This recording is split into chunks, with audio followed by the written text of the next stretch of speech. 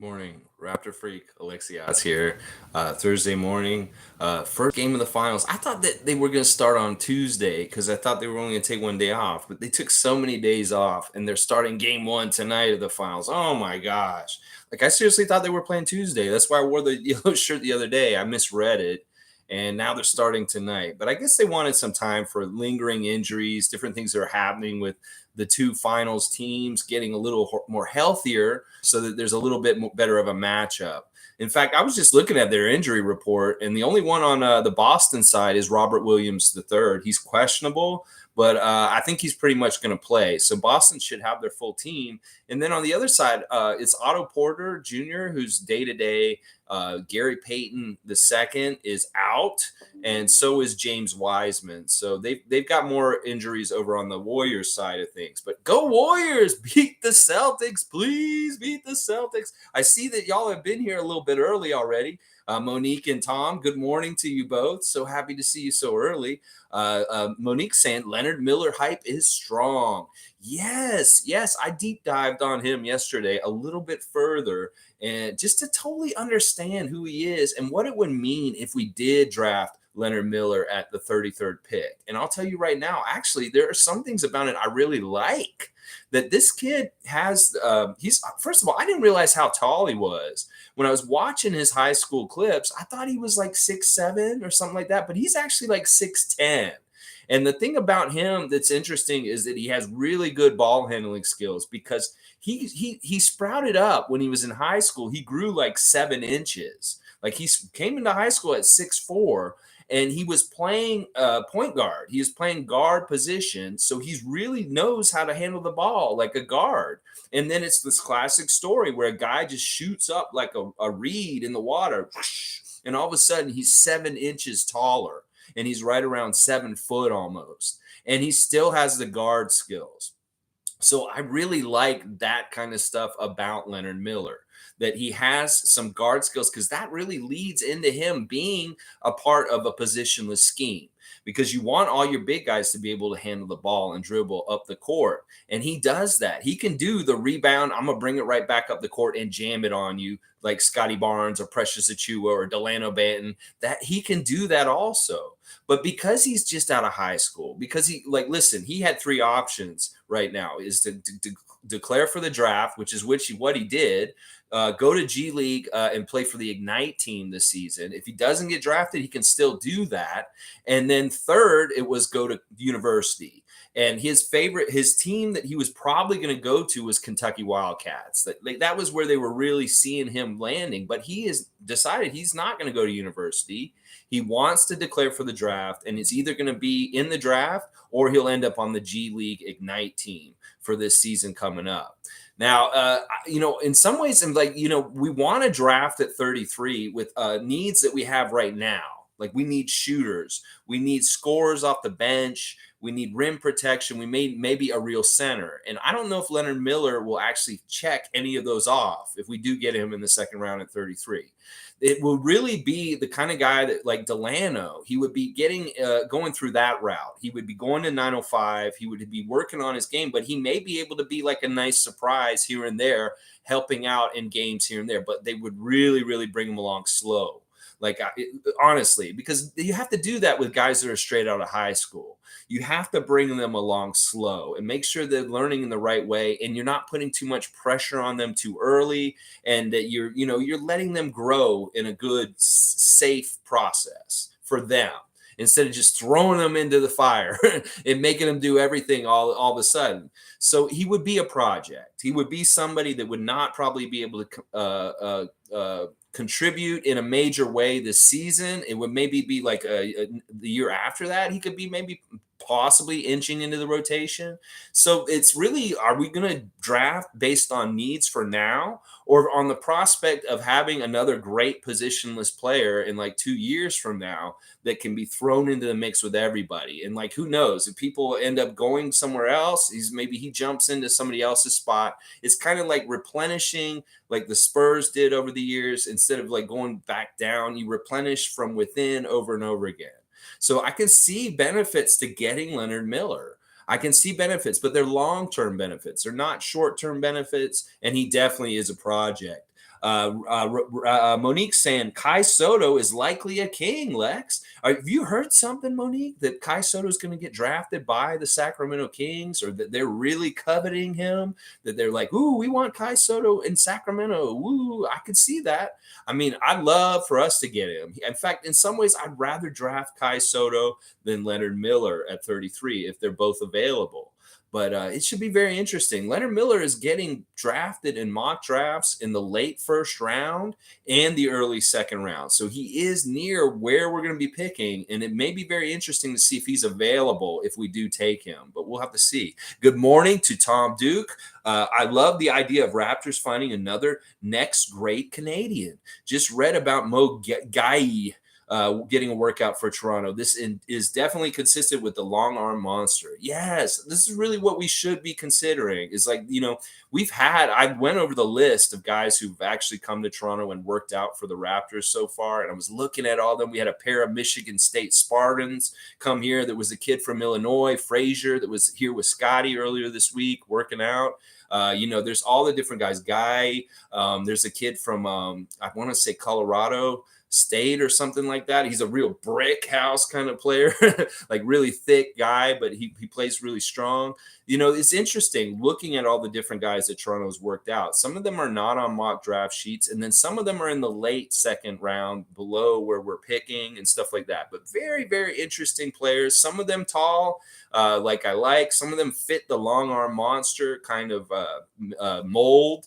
And then some of them are like little point guard. There was one guy who looked a lot like Armani Brooks, and he seemed like a lot like duplicitous with what we've already got with Armani Brooks and stuff like that. But I did go do a deep dive a little bit more on the guys that we've been working out this week, and none of them super impressed me. Some of them are very interesting, though. There's Roddy's very interesting, and a couple of other people like that. But yeah, if we get another Canadian guy, that's great. That's great. Fantastic. Like this mock draft that I was looking at just now before I started the stream has got us drafting Walker Kessler of Auburn. And, he's 7'1", 256 with a 7'4" wingspan. Now they're saying that he has two-end skills. He's really good defensively with shot blocking. And then on the offensive end, he's actually got some dribble and slashing kind of stuff for a guy 7 foot tall. So, that's an interesting prospect. I mean, it seems like there's so many good 7 foot players right around 7 foot that have like guard or shooter skills that are really, really helpful and attractive for what we need, stuff like that. So, let's see, Monique saying, read the news on Mo yesterday, Tom. Yeah, Mo, I wasn't super impressed with him particularly myself. But I really like Kai Soto. He's that dude that I'm just like, wow, if we could get him, that'd be badass. All right, let's see. Tom Duke saying also, so many new names is exciting. I'm just going to wait and see what our masterminds go with. Yes, Bobby Webster, Masai Ujiri, Dan Tolzman, that crew, they really do their research. They know they could get in there and they talk to them. I'm sure like they're profilers. Like Masai can go and talk to a young player and really get a feel for how serious they are. Are they serious about winning? Because if they're not serious about winning, he's not going to talk to them again, I'm pretty sure, or think about them twice. So you got to make sure you say the word winning if you talk to Masai or Bobby, young draft prospects right now. If you really want to get on the Raptors, you better drop that word in there a few times and make them really feel like you're all about winning, because that is the mold and the important thing for a Raptor player to have as a prerequisite, is that you're all about winning, and you better say that to them. But yeah, I'm excited to see what they do too, Tom, that, Masai and Bobby are kind of like artistes, and their canvas is the draft. Their canvas is general managing. And I just want to see what masterpiece they come up with this summer. There's going to be some art that they make this summer in the off season for the team and team building. That is just going to be magnifique. It's going to be beautiful, stuff like that. I really love it. And Tom's saying here, watch them do nothing and roll with our present squad, having guys like Svi kick butt. Yeah, I'm hearing more and more of this noise saying that the Raptors need to do something. And a lot of our fans even don't see it. They're saying that we don't have enough to get to a championship level with what we presently have. And I completely disagree. I completely disagree with this, because you're underestimating the ability of young players to get better faster. And that this is the thing. We've got these amazing, like we've always used the garden analogy a lot this year. That if we have a bunch of individual plants in our garden that are all growing and they're very young, but these are like plants that are in super fertilizer or in super good soil, that's really going to help them grow fast because of the organization, the development system, the coaches. And like, you don't know the gains that you can get cumulatively from all of this existing players on the Toronto Raptors roster from just getting better this summer. Like, holy crap. You think about Precious, think about Scotty, think about Delano, think about Gary Trent Jr., think about Pascal and OG. All of these guys have higher ceilings than where they are right now. They can get better, and each of them have different kind of things that they can get better at. And if they all in concert together bring it back, boom, we could be like, listen, don't get it twisted. I keep telling y'all, part of the reason why we were not in the home court advantage for the playoffs this year is because of our slow start this past season. That if we had not had Pascal injured for the first month of the season, we may have been a top 4 home court playoff team. And that there's anything different. We went through different injuries. We had COVID times. We had ups and downs, and we still managed to get that kind of winning clip. So if we have more time together, more better health, a good start from the beginning of the season, I don't see why we shouldn't be one of the top Eastern teams competing with the exact same roster that we had last season. Seriously. And I love that Tom added this, that we were talking yesterday about Svi's possibility to reclaim his identity as an NBA player, as a sharpshooter, as a decent role player, as somebody who could maybe he had an off season last year, and maybe he comes back. He has a bounce back year, and he's just dead eye, and that he's doing everything that we needed him to do as our Max Strus, as our Yang, our Georges Yang kind of role on our team, that all of a sudden, boom, he's useful, and Nick is using him, and he is a dependable 3-point scorer off our bench, something that we already have within, that we just need to get him back on track and feeling confident and feeling good this year. Now, we still have to see if he takes his player option. If he decides to opt out, then he's on the free agency market, and then, hey, that's it. We don't have him next year. But I'm pretty sure he's going to take his money and his player option with our team and be back next season. And hopefully I'm seeing him work out like crazy right now. And if he can come back and regain his mojo as an NBA player and being a consistent 3-point shooter and consistent person we can depend on, boom, that's like mining gold out of something you already had. It's like taking an old computer in your room that you hadn't used for some reason, and you go and you boot it up and you can use it all over again. Like, it becomes useful again. So very interesting. Monique is saying, do you have to sign up for Twitch to join Scotty? I think so, Monique. It's really easy. It's like any kind of social media platform. You just go in, use your email, and just make your own handle, and boom, you're in. It's not anything big deal. You don't have to Twitch yourself or anything like that. It's actually really badass. I really highly recommend it, Monique, because when Scotty's on there, it's like, honestly, the next time he gets on there and I'm around and I can talk to him, I'm going to start launching nickname ideas at him and see which one he likes. And then maybe we can figure out something. I really love Scotty basketball. For some reason, I want to start calling him Scotty basketball because his life is basketball. He lives, breathes, and eats basketball. So that's Scotty basketball. He is just the epitome of someone who loves basketball. So that's why I'm going to call him Scotty basketball. Good morning, ladies and gents. David, I love it. You come in here with such polite, well-mannered, ladies and gents. I love it. I love it. It's almost like your Michael Butler. Ladies and gentlemen, let's get ready to rumble. Good morning. Good to see you again, David. I'm glad you've been here all week. It's awesome. Monique's saying, I saw the workouts of Svi. Yeah, I just like to see that he's working hard. And listen, this is the kind of thing that happens in NBA players' careers. They have off years. They have years where they're really disappointed, and then they kind of wipe the slate clean and say, this year sucked. It was horrible. I hate it. And then maybe they get a little bit more motivation to really work on their game in the summer and get back on track for the next season. And that shows like kind of the mettle and the kind of the way that the guy is about how they want to be a pro in the game.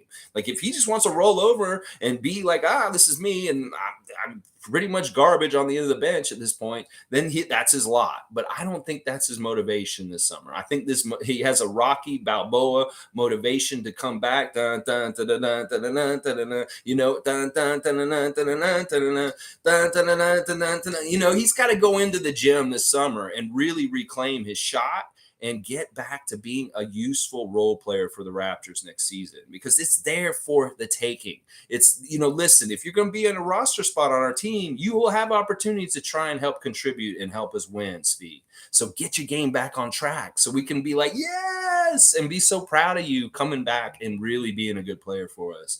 Oh, I love that. Yeah, Tom Duke say, me too. So rooting for him. He's not opting out. Yeah, I don't think he will. I don't think it would be a wise decision at this point, just because Spieth's market value is not that good. It's like he did not have a good year. I don't know what he would get. It may be that he doesn't even get as much money as he's getting paid by the Raptors with the player option.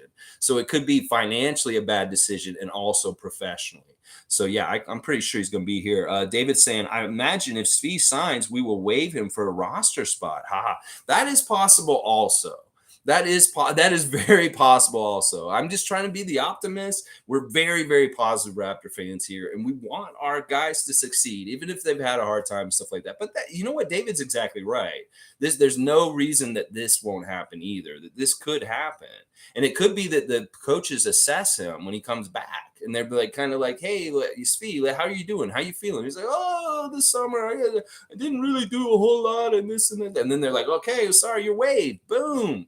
And that could happen also. David is exactly right with the big smiley face, almost too happy about it. G's saying, I think it depends on how well Speed develops over the summer. Yeah, G's kind of, yeah, he just said, he was saying what I was just saying. It's ahead of me in the text. So maybe I read it early or something. Randolph Phillips, good to see a new name. Randolph, here every morning, 9:30 a.m. Eastern Standard Time, all summer long, all off season. We're going to talk daily Raptors about what's happened in the last day or so and stuff like that. Blessings, friends. Enjoy your takes. Keep up the good work. I appreciate that, Randolph. And thank you. Please hit that red subscribe button. That's the way you can help me the best. And please join us as often as you can this summer. Today is the Thursday Think Tank, which is basically a day where all of us Raptor fans, we kind of get together, we kibitz, we kind of brainstorm, we kind of talk about things possible for the future of the Raptors and working towards that next second Larry O'Brien Trophy championship for Toronto. Yeah, I love it. I love it. But yeah, thanks, Randolph, for the very nice comments. Very nice. David's saying, yeah, although he had a full year, we didn't see a whole lot. It's too bad. I had high hopes, but he isn't looking good, really. Yeah, I have to agree with this. Like, David's not off with this. The thing about it was Spee at the beginning of the year was this is the guy who Nick Nurse wanted. Nick Nurse went to Masai and said, I want this guy on our team. And he really put a lot into him. And he gave him a lot of chances at the beginning of the year. In fact, some of the games that I've been reviewing from the beginning of the year, like the Washington game that I reviewed on Monday and the New York game, the first game in New York, Spee got 15 points in both of those games and started. And we got to remember at that point in time, he looked like a great role player, a bench guy on our bench that can do a lot of good things. But then at some point, he just fell off. It's like his confidence is just he didn't get the playing time. And then when he did get in, he just looked like absolute trash. So it's really tough. They're going to have to look at him and see what it is. And it really is Nick Nurse favored him. Like, he is somebody that Nick Nurse wanted on his team. He probably asked Masai to go get him, and he just hasn't worked out. So we'll have to see. Whatever it is, we once again trust in Bobby and Masai to make the right decision for the roster and who we need to be in what position. If they see some fruitfulness or some sort of production out of Spee possible this year, then we may very well see him here. Because in some ways, him not waiving him and keeping him on the roster is easier in some ways because he's already allocated into our salary cap and figured out.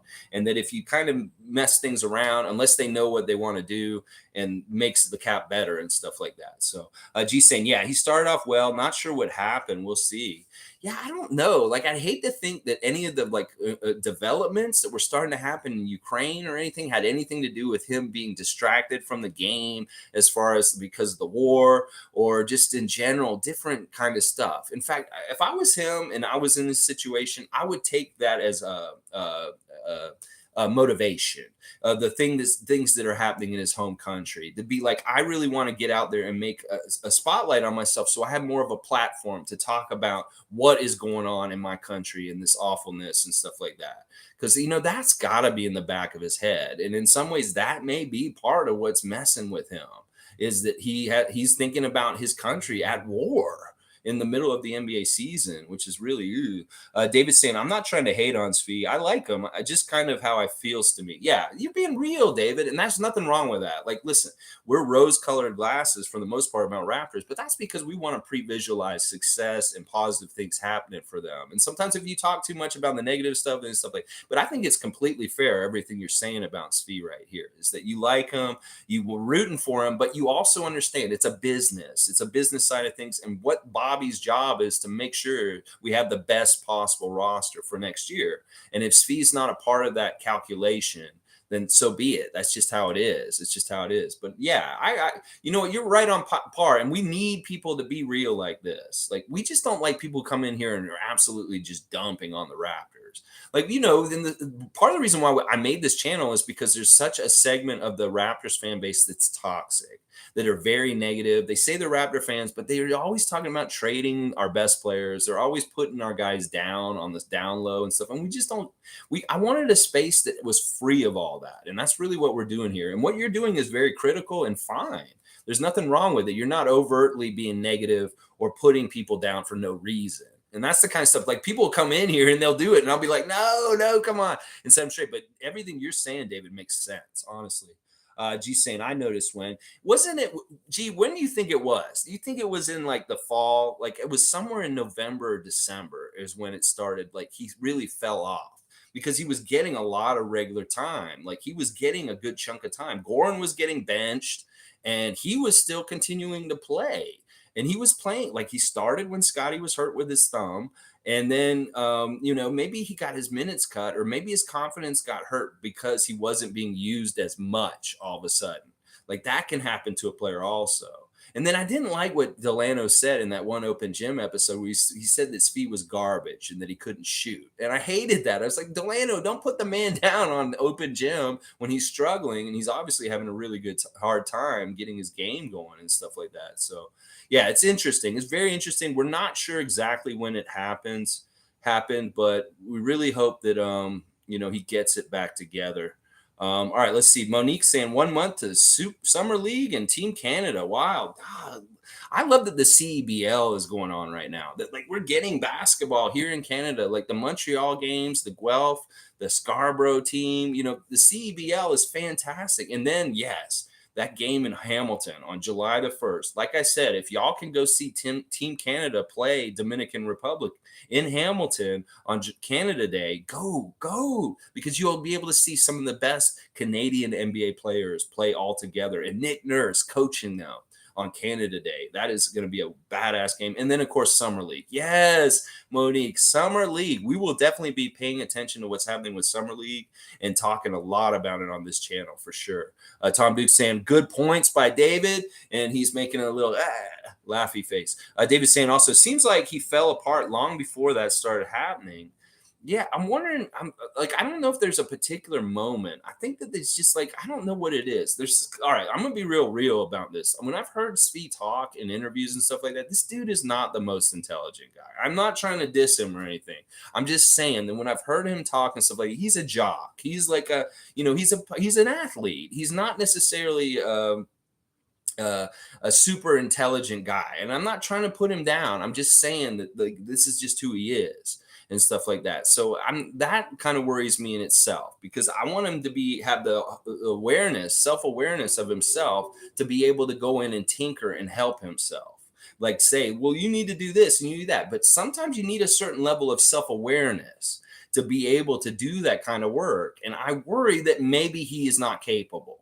And that's what I'm worried about, that maybe he coasts on his skills. Like, he's gone to this point in his career because he was in Ukraine and he was killing it in the Euro leagues. And then he came here and he did really well at Kansas in college here. And then, he's done fairly well in the NBA, bouncing around between the Lakers and Thunder and the Pistons, and then finally ended up with us. In fact, I don't think he did as well last year for us as he did for other teams in his career. Like in the Thunder, he was better. I think he played better for the Thunder while he was there. So I don't know. We're gonna have to figure this out with him, and it could be that he gets waived. I hope he stays on the team and he's able to produce and be a productive role player. But I think the chances of him getting waived may be higher than him actually succeeding and getting through. So it is what it is. All right, let's see. David's saying it was the game against the Cavs when we had 4 players and the guys were keeping it competitive in the first half. So you think it was in January when we had no guys and it was Yuta, Chris Boucher, and Svi and against with the G League players against the Cavaliers, and we got completely blown out. And Chris Boucher's changed his life too. It gave him an epiphany too, and he decided, I don't want to be the man anymore, because being the man sucks when you are in that position and you're absolutely getting killed. And he realized he had a new respect for Pascal Siakam after that game. Chris Boucher said, I don't want to be the man anymore. I see what Pascal has to go through now in this Cleveland game where none of us were there and I had to be the man. And yeah, that's interesting. You think it was then that, in a way you're right, because he got so much playing time in that game and he didn't do jack shit still. Like, he had all the time in the world. He was starting, he was relied on, and he didn't do jack shit in that Cleveland game. That's really weird. That game was a real low point in the season for sure. Yeah, I could see that. Let's see. David's also saying minus 7 seconds to go in the half. Speed brings up the ball and bounces it off his foot, and they dunk it. He lost all confidence this season. Yeah, that was really ugly. I remember that play now that you bring it up. That, yeah, he just dribbled it off his foot, and then boom, they're going the other way and they dunk it. Yeah, you know what? It is stuff like that that can hurt your confidence. It could be like losing more minutes or being out of the rotation all of a sudden and sitting at the end of the bench with other guys who weren't getting to play either. You feel like you lost your role, and that he got a role on the rotation in the beginning of the year, and then it went away, and then he got his chances, and he didn't rise to the occasion later in the season when those chances would come, like that Cleveland game and stuff like that. Yeah. G saying his shot changed. At first he was shooting straight up. It changed to him leaning back more. That's a really interesting observation. And you know what? I think you're right. From what I can kind of remember his stuff, he looked so much smoother. And we remember at the beginning of the year, they had the 3-point shootout in training camp, and he won it. Like, he got like 90 something percent of all of his threes in compared to other people. He won the 3-point shootout among the team in training camp.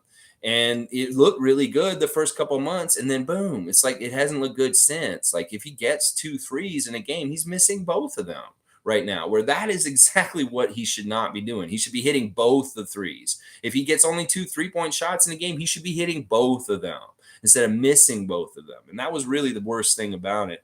Monique saying, where would you put AJ Griffin in the draft? Monique, super fan Monique. Listen, they're projecting him around 9 or 8, 10, somewhere around there. That sounds about right. I mean, in some ways, they're saying he's the best small forward in this draft. So it's really maybe based by need by those top lottery teams.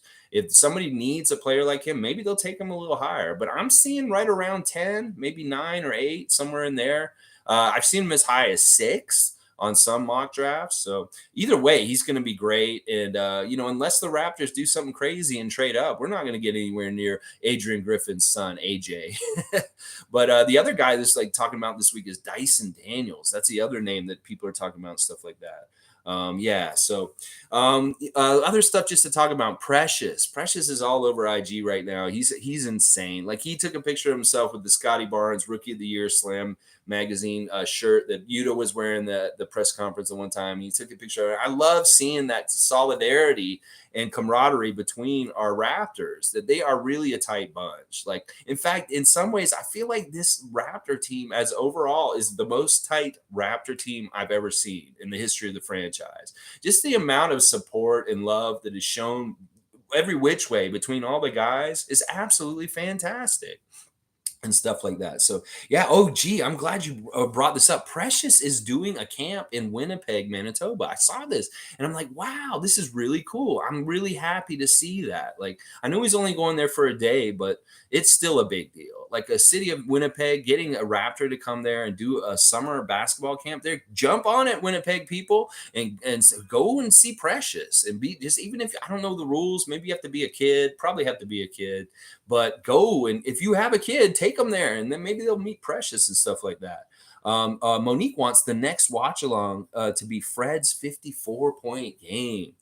I'm not going to be doing these watch alongs very often, Monique, because they don't work with what my setup is and stuff like that. And the other problem with that game in particular is I don't have a copy of it to be able to watch along to it with the rights okay for me to do it. So I have to change how I'm doing my Wednesdays, because I don't like the watch along format, but I will bring it back out for special occasions. And maybe if I figure out how to do it technologically with my computer and my setup here at my house, then I might start doing regular watch alongs again at that point. But for right now, I think we're going to just stick to the stuff that I'm good at, which is basically straight up like live streaming like this and talking to you guys directly. But yeah, what else is going on this week? I'm seeing people in the IG doing stuff. Chris Boucher is all over it, obviously, with his he's in Montreal going to the CBL games. Champagne, he's working out, doing different things. You see Delano every once in a while posting here and there and stuff like that. And Thad Young, of course, making his kids work hard, working those kids hard, working them every day. Work, kids. And then Fred Van Vliet yesterday showing on his Instagram a big, wide open, green, grassy field. And I think it has to do with this thing where he was flying and he was looking down on the open land. Also, I think he's scouting where he's going to have his wedding, is basically what's happening. He has a big picture of a nice green grassy field somewhere. Looks like it's somewhere in the Midwest where there's like cornfields and stuff like that. And boom, I think that's what's going to happen there. David's saying, I really hope we resign Chris Boucher. He's an extremely important piece. I completely 100% get behind this opinion right here. I think that he's just been really essential, like role player in some ways. Like, we need that energy guy off the bench. We like that he has time served with OG and Pascal and Fred, and that they have a lot of good synergy. Like, there's stuff that they know about each other. And I think that really, honestly, I think that we have the best chance to sign him out of any team in the league, just because he has an affinity for Toronto and staying in Canada. There's none of this stuff like, oh, he wants to go home or anything. He is home. And I think that we value him in a way that we will make it all line up and make it work. In fact, if we're going to look at both him and Thad right now from this standpoint, I think the chances of re-signing Chris and getting Chris back are much better than getting Thaddeus back. And it'd be great if we got both of them back, but I wouldn't be so upset if it was just Chris coming back, because Thad did a great job for us in the trade for Goran and everything. And like, we finally got something out of that. But it's also, that doesn't mean that it has to be long term. And we've seen with Kyle Lowry at the end of this season and in the playoffs, a little bit of a fall off with these older guys as they play. And we don't know when that might happen with Thad Young. That his veteran experience and the intangibles that he brings to the team are great, but then when will his game fall off? And then maybe he's going to be just kind of a veteran at the end of the bench, providing leadership, and not like a role player like he was for us at the end of the season, stuff like that. But yeah, Chris, number one priority. Like, I don't even care about other free agents. If we just re-sign Chris for sure, then we will have a successful offseason, to me. As far as free agents, it's just re-sign Chris, just wrap him up, Bobby Webster, and get him back in a Raptors uniform for next year. Tom Duke saying, whatever, Wednesday was great yesterday. However, about Scotty's shooting form, agree. Boucher is my favorite Raptor. Yeah. All right, yeah, Scotty, we're talking a lot about the new form, and it's really that he got rid of this clunkiness with his elbow and the way he chucked it. Like, he was chucking the ball this season. Like, he'd take a three, and it was a chuck. It was like he was chucking it, and now he's actually pushing it up and using his full extension, because that's what they say. You have to extend your arm to really push the ball. That's proper form, is to shoot through, follow through. And in some ways, he wasn't totally following through with his shot this season. It was very much a chuck. He was like chucking it, chucking it with two hands. And now the footage that we're seeing this week is he's coming up more straight and coming up from the energy from his feet up through his knees. And that's really the best way to shoot it, and fully extending with his arm and then following through. And that looks way better than the chucking he was doing last season, because that chuck it went in from time to time, but it's still not really that good fundamentally. And that his shot looks way better fundamentally this week. All of a sudden, is really, really cool. And my favorite Raptor right now is Chris Boucher too. So I don't want to have to choose a new favorite Raptor because Chris Boucher is not on the Raptors next season. G likes the whatever Wednesday as well. Okay, maybe I'll do whatever Wednesday more often. That could be my bread and butter normal day, but I may do something called Wild Wednesday. I may do like Wacky Wednesday. I may do a Weird Wednesday. I may do a watch along Wednesday still too. So there may be, it's a wild card Wednesday, but whatever Wednesday has got the popularity already. I like that. Whatever. You're not getting OG Anunoby. Like Masai said, I'd love to have Messi. I'd love to have Ronaldo. I'd love to have Kobe Bryant. We all dream. Let them dream. Let them dream that they're getting OG Anunoby. In fact, this is hilarious. Yesterday, Stevie Roots messages me and he's like, OG got traded to Portland for Damian Lillard. And I'm like, what, motherfucker? Don't be propagating this bullshit fake news that's been going around right now. And he's like, no, seriously. And I'm like, all right, I went and checked all the sources right away just to make sure he's not right. And he was not right. It's basically what happened is his mother read half of a headline from one of these bullshit news rumors that are going on about OG in the last couple of days, and she didn't read it all the way through, and she told him that. She's like, he just got traded for Dame Lillard. And I'm like, no, go back. And he went and called her back, and he said, Mom, go and look at it again.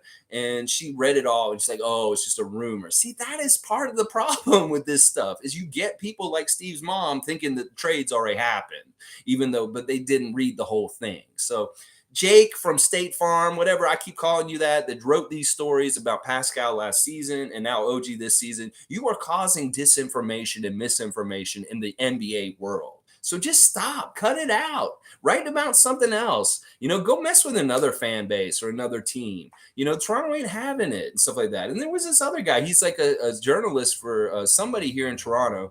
And they're always talking about how Toronto sports media is so nice to the Raptors. There's always such positive articles. Like, this motherfucker wants us to write more negative articles about dissension and problems on the team. Fuck you, man. Why do you want that for the team? Just because journalists in Toronto on Sportsnet and different newspapers write glowing positive things about the Raptors, that's because things are glowing and positive in the organization. And that anybody who wants dissension on the team or is trying to manufacture it with their own made up narrative, fuck you. Fuck all of you. And that Toronto journalist, it's like, why is Raptors always get such positive coverage? Well, because they're well run and there isn't a lot of bullshit to report on. And that this guy was commenting on the OG stuff. He's like, this is the kind of reporting I want to see more of on the Raptors. Like, what do you mean, bullshit, fluff, like made up shit? Fuck you, journalist guy. You're not a journalist. You're a tabloid motherfucker. And oh my gosh, crazy. David's saying, talking the trebuchet. That's a launch. Talking about chucking, not taking need a coffee. Oh yeah, okay, you're typing and stuff like that. Yeah, I love that nickname, trebuchet. It's just such a good French word. It goes with the tray, the three, and it's boucher, and then it's a catapult, and the way he throws it is like this, and it's such a crazy chuck, like you're saying. It is a chuck too. And the craziest thing about Boucher's chuck is that it spins horizontally like a globe. It doesn't spin over itself like a normal person's jump shot. He spins it horizontal. I don't even know how he does it. I don't even know how he does that kind of shot and makes it straight. Because if you're spinning it that way, you got to think it's going to go to the left or the right and like that, but it goes straight on and sometimes goes in and stuff like that. So yeah, I love the Trebuchet nickname. It's something that I started using very early when he came to the team, because I was like, he shoots threes and he looks like a catapult. That's Trebuchet. But yeah, it's awesome. Get your coffee in there, David. But yeah, chuckers are funny. Like, it's fundamentally not a good shot, is chucking the ball. Like, you want to get rotation on it. You don't want it flat. You want more of an arc going up and coming down, so it has higher probability of falling through. Because if you shoot straight towards the rim, you lessen your chances of a high percentage shot. You really want to get that ball up in the air so that it's coming down, because it has more likelihood to go through that kind of way. And if you chuck it, you're more likely to throw it forward and not up. So let's see. G. Sam Barnes was willing it into the net.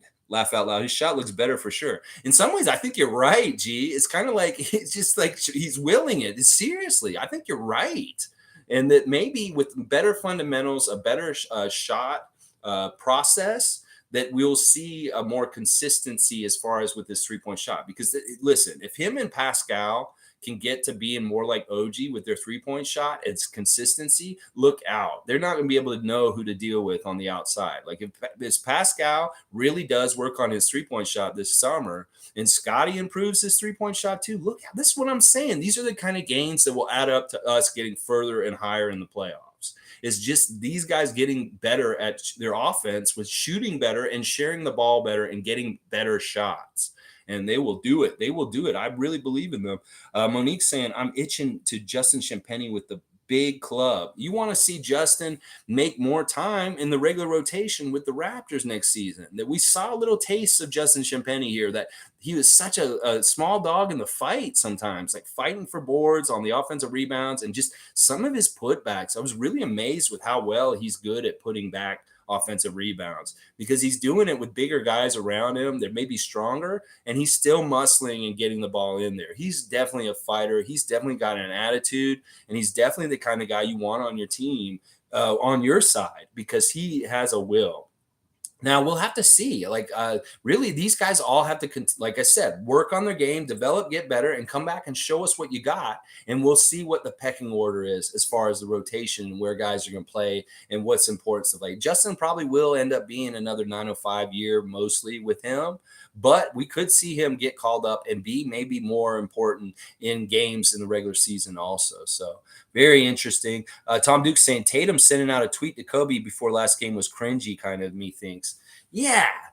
I'm glad that you brought that up. I wasn't going to ever talk about this, Tom, but I did see that, and it was cringy to me. Like, it's a little arrogant in some ways. Like, listen, Jason, you're in Celtic Nation, and you're doing this to a Laker legend, and there's like a lot of animosity between y'all's teams. Like right now, there's a lot of confusion in Laker Nation about which team tonight to support, because it goes against everything that a Laker feels to root for the Celtics. But also they hate the Warriors, because the Warriors are a divisional rival, and they've had a lot of wars over the years. So it's like Laker Nation's very split on this finals. In fact, some of them are kind of like, I don't like either team. I don't want to root for either of them. Some of them are like rooting for Boston, which is absolutely insane. In fact, I think those are more recent Laker fans, because if they really understood the history with the Lakers and the Celtics, they wouldn't be rooting for the Celtics in any kind of way.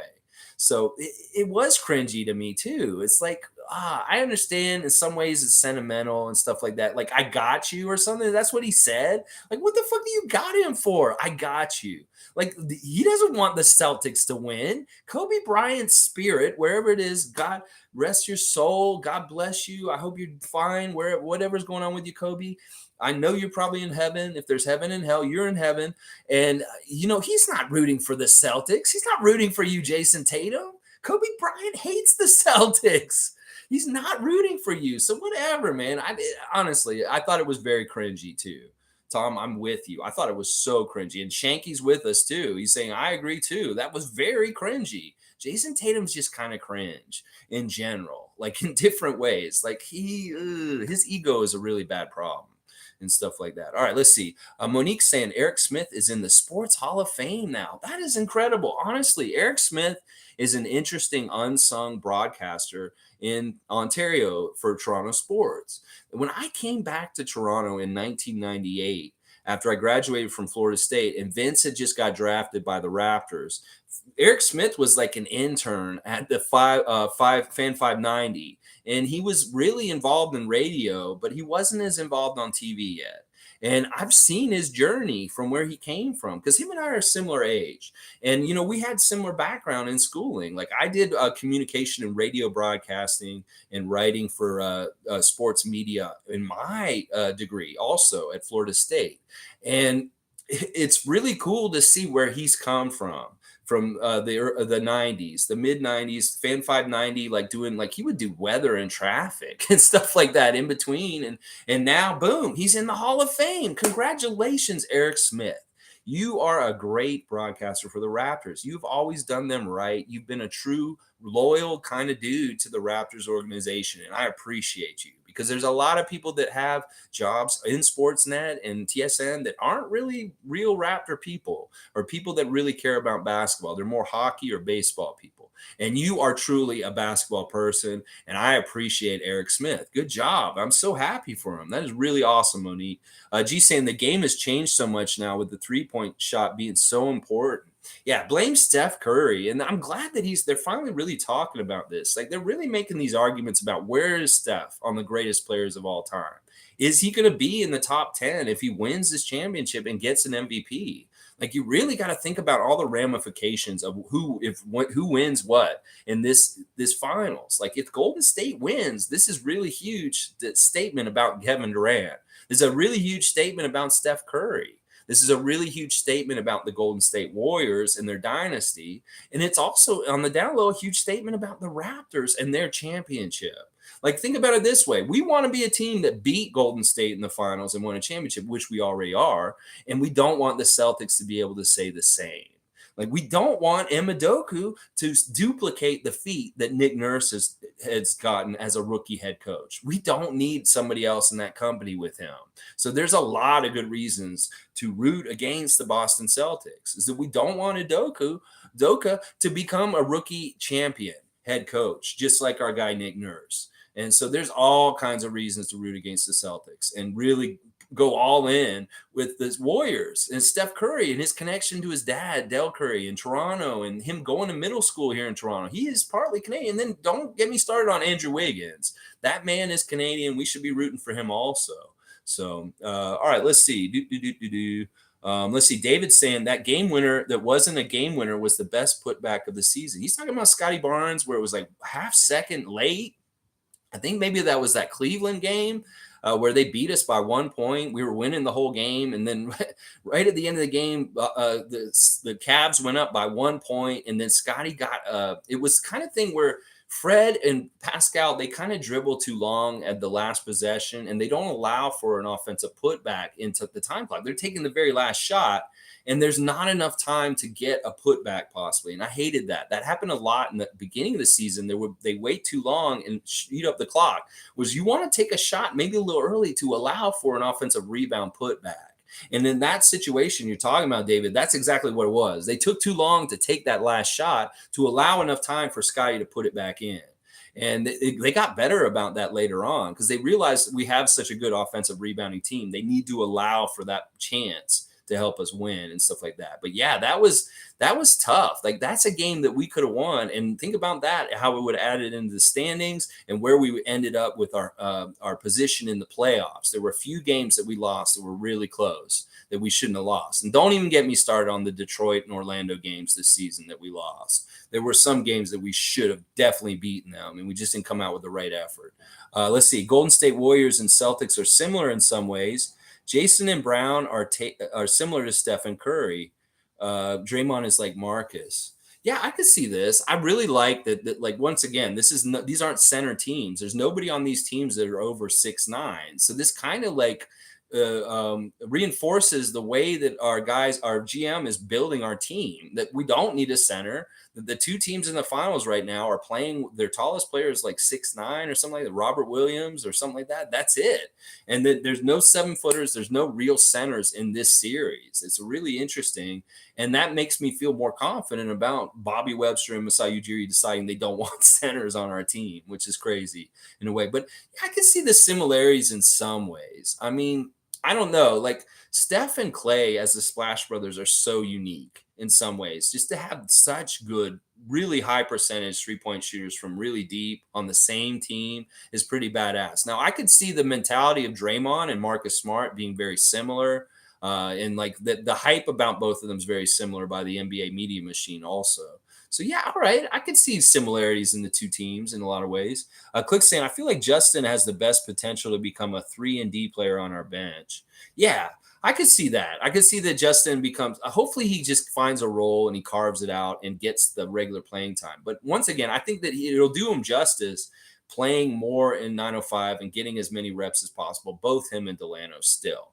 And that, that's really a great thing that we have the G League and the 905 team so close, and that it really allows guys that would have sat in the bench in the past years in the NBA. These guys would never get a chance to do anything other than in practice. And the fact that they have the G League and 905 is so good.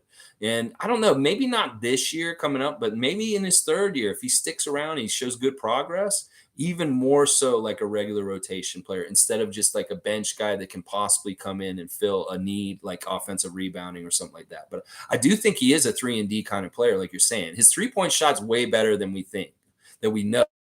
Like he has a really good form and he's dead eye with it. And like in the corner threes, he's nasty in the corner threes. So we see him hit more threes. He'll definitely get more time on the main roster.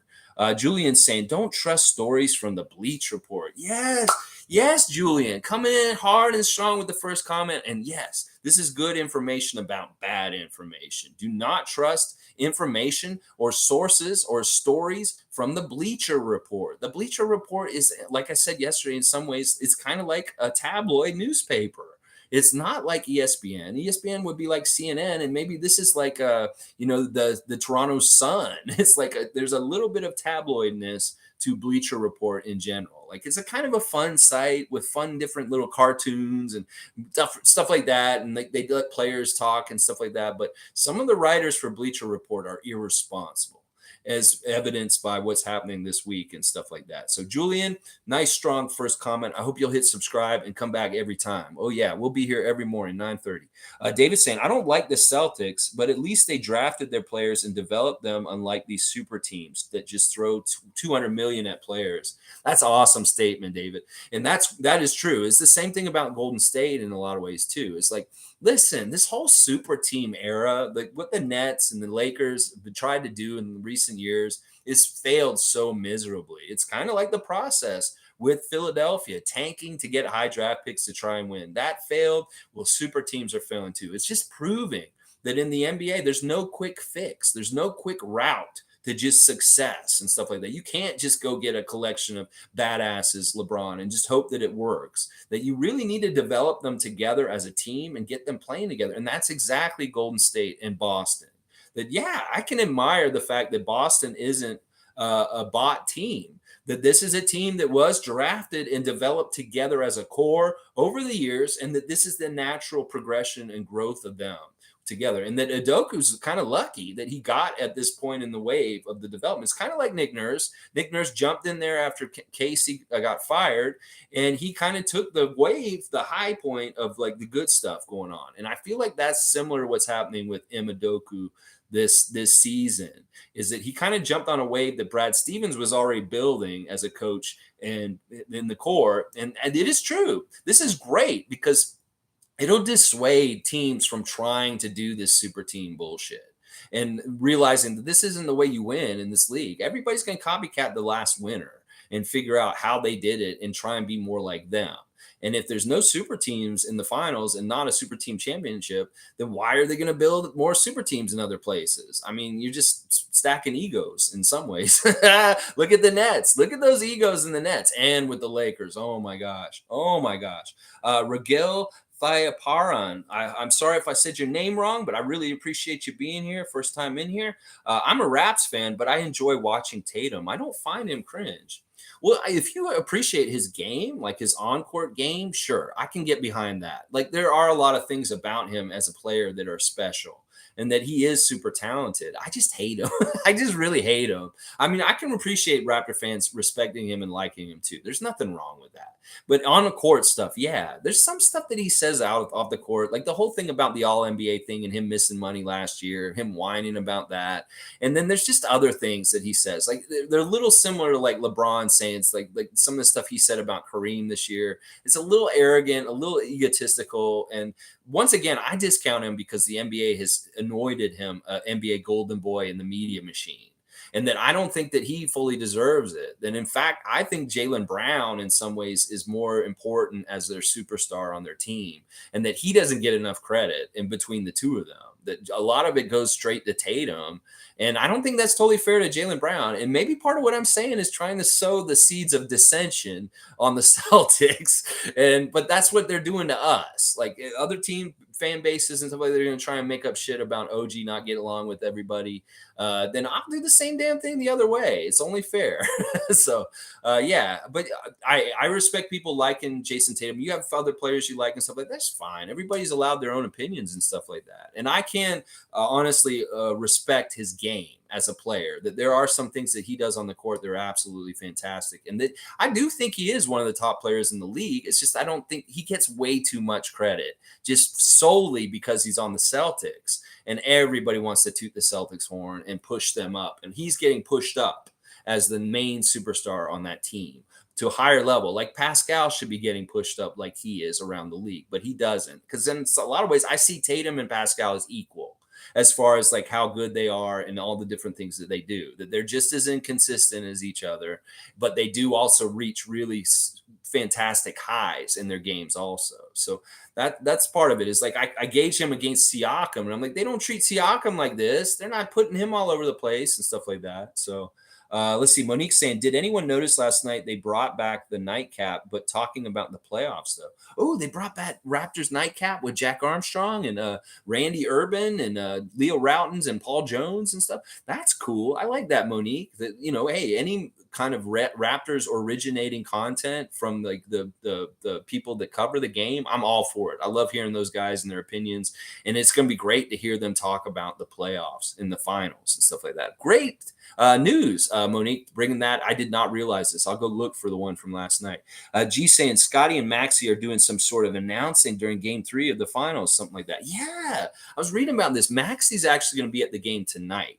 He's going to be doing game 1 as a kind of an NBA reporter or something. I don't know. He's going to be at the game, and he's going to be a part of the broadcast. And Scotty's going to be doing the same thing the first game in Boston. So he'll be going to the game in Boston and being like a sideline reporter for the broadcaster or something like that. That's what I'm hearing, or what I think it is that they're going to be a part of the broadcast, like kind of like Draymond would come in or say something, stuff like that. So that's really great. I love that he's getting that exposure.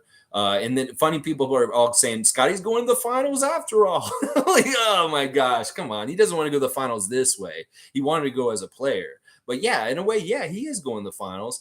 And once again, like the whole situation with Danny Green getting his ring in front of Scotty, or Kyle Lowry coming back and get the ovation from the Raptors crowd, this is really good experience for young Scotty Barnes to go to that atmosphere, even if he's not a part of it. It's just like how Casey brought the Pistons to some of these playoff games and had them sitting in the arena at Boston watching the playoff games to show them. Like, it's the same kind of thing. Scotty being in that atmosphere and soaking it up and kind of feeling it gives him a little bit of motivation to be one of the players playing in the game instead of just being a sideline reporter, which is what it's looking like he's going to be for that. It's going to be really interesting.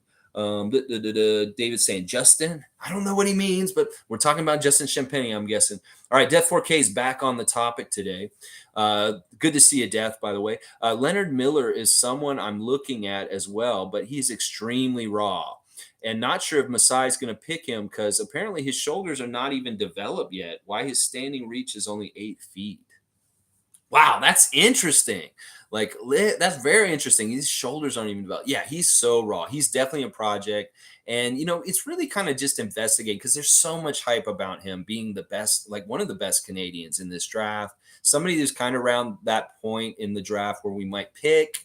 And, he might be there. So I'm just kind of speculating the realistic idea of it. What would it be? It'd be a project. He's raw. It's going to be a couple of years down the road before he can actually contribute. And how would that line up with our core and what we're trying to do presently? And our short-term needs way more outweigh a long-term project like him? Then maybe we do need a second-round draft pick that can actually come in and contribute in some way or some not. But also, how many second round draft picks are going to come in and do that and be an instant like rotation player? Although we could select really smart and get a dead eye 3-point shooter, somebody who's absolutely badass at shooting threes, and then all of a sudden they are in our rotation because of the need for their skill and stuff like that. So I'm leaning more towards like passing on Miller. A lot of people are saying we should get Miller partly because he's Canadian and like that whole connection. But and then again, some are low, and other people said we should not be drafting people just because they are Canadian. That we should be taking the best player available and the player that fits our needs at that place that we need the most. So yeah, I'm tending to say no, we don't draft Leonard Miller, but it is very intriguing. And that even if we did draft him, I think that it might be a good move in the long term. It's just something that won't help us now or something like that. So yeah, that's really interesting. You're saying his shoulders aren't even developed yet. And I'm like worried about that. I'm like, what's wrong with his shoulders? I'm like, maybe they'll bust out all of a sudden. It's like ripping friends or something like that. G saying meant Steph and Clay are not Stephen Curry. Yeah, I know what you meant. You meant that you put both the names there. It's all good, G. I understand. Summer's here. All right, I just mentioned you. Tons of reports out there on OG to Utah. You pick up on any of these? Yeah, the Utah talks with Gobert. It's really centered around Gobert and OG and different packages and stuff like. There's so much noise about OG right now. It's so stupid. And like I said, I really love that Scotty came out there and like this downplays like sources are wrong about him being disgruntled or upset with the team. And I mean, obviously they are. They're wrong because like there's no indication that this man's unhappy. This guy loves his teammates. He's such buddies with everybody. And like I don't see it. He can't be upset with Nick Nurse. People don't realize that part of the reason why OG had such a weird year this year is because he was really hurt a lot of the year. He was hurt like half the year. So, but when he played like the same kind of minutes that Pascal and Fred did. It's not like he didn't get minutes or got put on the bench. It's just when he was available, healthy, he was useful, and we used him, and we really like having him. He's a huge part of our defense. And then in games we didn't have him this season, we struggled at times on our defense. Like he really is a glue guy on our defense in different ways and stuff like that. So yeah, they don't understand like how important he is to us and how much we value him, and that we're not just frivolously going to shop him around or put him on the block and say, "Hey, what do you want for OG?" We're not doing that. People are coming to us and seeking us out and saying, "Hey, we like OG. What will you do for this?" And then we got to be like, well, you better give us some really good stuff because we really like him and value him too." So, but yeah, the Utah noise is the one that in Portland, those are the two teams I'm hearing the most as far as like linked to something. And I don't like either of them. I don't want Dame Lillard. Like if that deal that Stevie Roots' mom thought happened last night because she was confused, OG for Damian Lillard, I wouldn't even take that deal. I'm sorry. I don't care how good Dame Lillard is. I don't care how clutch he is. He's one dimensional in a lot of ways compared to OG Anunoby. And that this is the thing. Once again, Masai said over and over again, if he could have 12 OG Anunobis on his team, he would. So why would he get rid of the prototype, the one real OG Anunoby? Because he wants as many OG Anunobis on the Raptors roster as possible. And he's not going to get rid of the original if that's the one guy that he wants everybody to be like on the whole team and stuff. So I hate all the noise right now, but it is a part of the offseason. And we do have to remember that this was the same shit last year, except it was Pascal's name that was getting thrown around, just like OG's right now. So Monique's saying, does anybody have the Scarborough Shooting Stars schedule? Ooh, that's a good question. Monique, you should go to a game. Go check them out. See what J. Cole's doing out there. Jalen Harris, see how that CBL vibe is going at the Scarborough games. I'm not even sure where they play in Scarborough. I'd have to find where their arena is. I think they play all the way out at Military Trail at the Northern University of Toronto campus. Somewhere out there is where I think they play. Ragul is saying, I can't hate on Tatum. All right, hang on. I can't hate on Tatum. I'll start catching up, guys, since you guys are. Even though I'm a Raps fan, he's better overall player and higher upside than Pascal. I won't agree with that. He's not a better player than Pascal.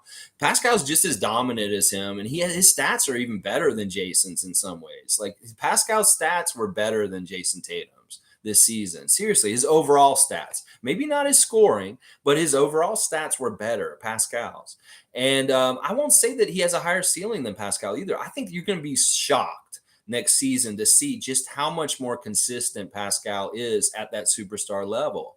that if we're going to compare the two of them, it's about how consistent they can play at that superstar level. And Pascal has not been that consistent for most of his career, but last year he showed more consistency than ever.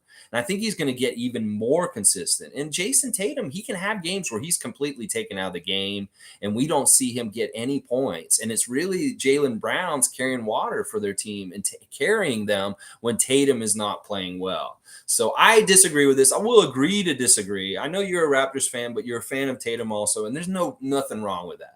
But to me, they're very equal, Pascal and Jason. And I think that in some ways, Pascal may actually end up being better than him in the long run.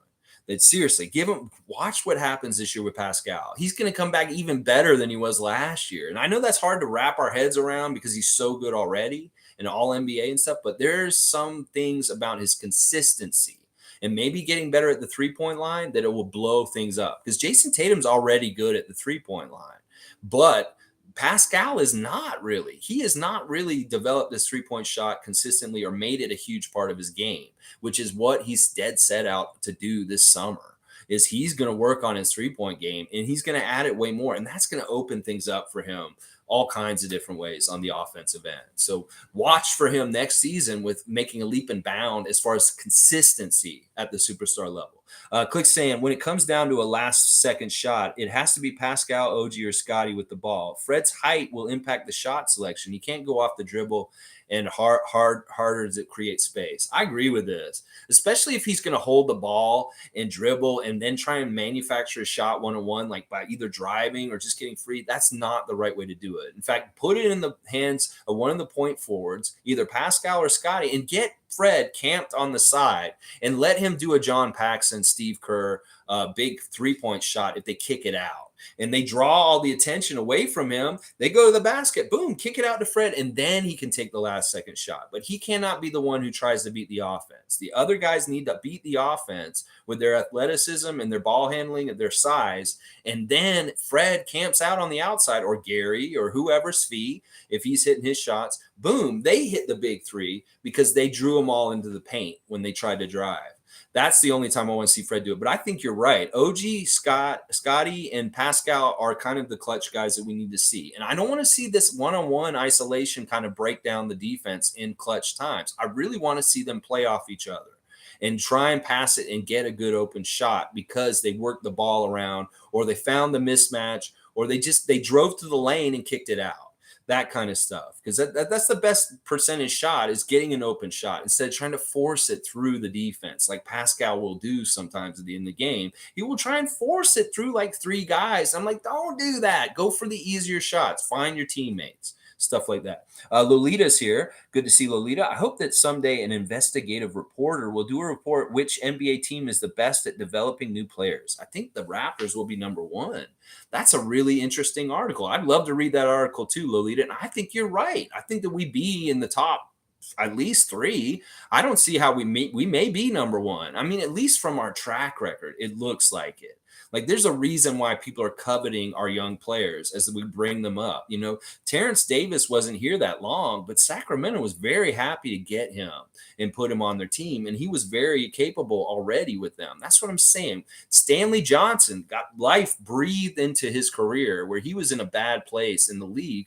And coming to Toronto, even though he was in the Tampa year and the shittiness and stuff like that, it breathed life into his game. And then, boom, he's on the Lakers this year, and he's actually, getting more time. He's, it revived his career basically coming to Toronto. So it's good for players to come here and get better or revive their career or just whatever. And I think that would be an interesting report, and I would definitely read it. And I think you're right. I think the Raptors would be maybe number 1, if not in the top 3 or 5 or something like that.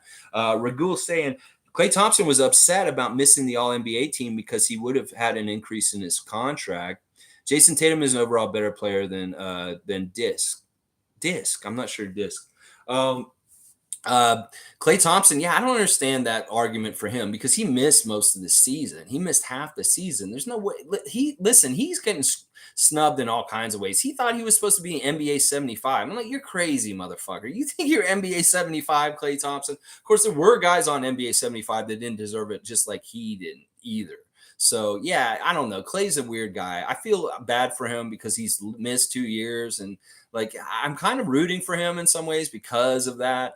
But also I'm kind of like, yeah, it's kind of stupid. What, you didn't play half the season, Clay? You showed up like what, around like February or something? How the fuck are you gonna be an all NBA if you didn't play half the season? And honestly, you didn't even play at that right level to be all NBA. You just actually started hitting your stride more recently in the playoffs. You were not doing that well in the regular season. So yeah, I don't agree with that. And you're saying Tatum's overall better than Disc. I'm not sure who Disc is. If you're saying Siakam, we got to agree to disagree on that one. Jason push off Tatum. All right, Death's bringing in something. They always milk Tatum, calling him transcendent superstar. The three stogies on the broadcast were disrespectful towards Giannis and Butler, even though they did better than Tatum. Uh, Butler had a better series over Tatum, should have gotten the EC MVP award. If they had won, he would have, that's for sure. Yeah, like, listen, when I was doing my all NBA teams, how I would have done them last week, like on Friday, I moved Jason Tatum from all NBA first team to the third team with Pascal and Jimmy Butler. I kicked LeBron out of the third team and put Jimmy Butler in his place. And that's where I see them. These guys are very equal, the three of them. Butler may be a little bit better than Pascal and sorry guys, there's a siren. That Butler may be a little bit better than Pascal and Tatum right now, just because he's a little bit older. He has more experience. He looked really good in the playoffs this year. But I really see those three talents as being very comparable and equal and kind of the same tier of superstars in the league. And that Jimmy Butler not being on the All NBA team was kind of a travesty. And that the Miami Heat did not have a representative on the All NBA team is kind of a travesty in some ways and stuff like that. So yeah, Jason push off Tatum. I love that. And yeah, they're going to push him so high. Like, they really do love the Celtics. The Celtics are a storied franchise, and they get so much hype and so much consideration in all kinds of different ways. They want to toot his horn. They're so happy that he won the first ever Larry Bird MVP, Eastern Conference Finals MVP. They were so happy for that. That's like a Celtic award going to a Celtic. In the first time they came, Boston fans are so happy in so many different ways about these kind of things happening for them and stuff like that. So I totally agree. Butler had a better series than Tatum overall. It's just that at the end, the Boston Celtics won Game 7, and that sucks. There's a couple games where Miami, if they were a little bit more healthy, they might have won a couple of games that were Boston won. That they were a little bit banged up and in bad shape with different people missing different games at different times with the Heat. So, all right, Ragul saying Jason Tatum is overall better player and has higher upside than Siakam. I'm just being honest. I need Siakam to show out more consistency in the playoffs for me to put him in the upper tier. All right, once again, we can agree to disagree on this. I said earlier that I really do believe that Pascal is going to get a new level to consistency and that you should expect to see that next season.